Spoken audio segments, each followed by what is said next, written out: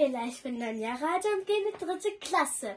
Ich liebe es zu drehen. Meine Hobbys sind drehen, Fotos machen, basteln, malen, Klingelstreiche machen, meine Geschwister nicht ärgern, nein.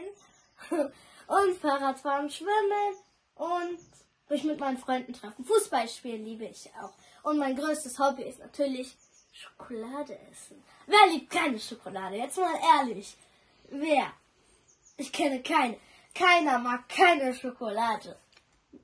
Ich kann Albanisch, Deutsch, Englisch und Spanisch. Ich zeige euch mein Profil. Und meine Hände, mit denen ich gleich hasta la pasta, hasta la vista. Hey, boo. Aber warte, wie ging das nochmal? Hola, cosmos. Egal, tschüss. Adios, amigos.